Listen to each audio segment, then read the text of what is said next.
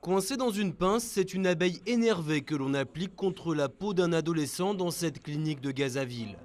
Immanquablement, l'insecte pique et le venin se propage. La douleur est intense, mais elle fait partie d'une thérapie. Depuis que je suis enfant, j'ai une toux sévère. J'ai été traité à l'étranger, en Égypte, mais sans amélioration. Alors je suis venu au centre Abou Ibrahim et maintenant je ne tousse plus du tout. Juste un petit peu de temps en temps.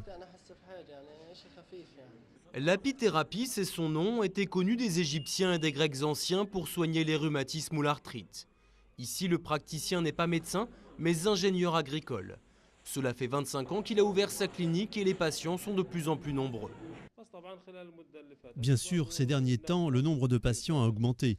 Ils ont entendu parler de la clinique dans les médias. Mais c'est aussi à cause du siège, il y a moins de médicaments. Et puis ce traitement offre des résultats. Mais à Gaza, les abeilles pourraient devenir à leur tour une denrée rare. Lors de la dernière guerre, les Israéliens ont détruit de larges parcelles de terre cultivée. Autant de champs ont butiné les abeilles. Les apiculteurs de Gaza ont donc déplacé leurs ruches au plus près de la frontière israélienne et de ses fleurs. Mais ce n'est pas sans risque pour autant. Comme les Israéliens mettent des pesticides sur les arbres, quand nos abeilles vont de leur côté, elles meurent après leur retour. C'est une grande perte. La maison d'Abdelrahman et ses ruches ont été bombardées il y a moins d'un an. Et c'est ces ruches qu'il a choisi de reconstruire en premier.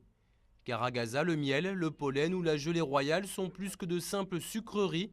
De nombreux habitants s'en servent aussi comme médicaments.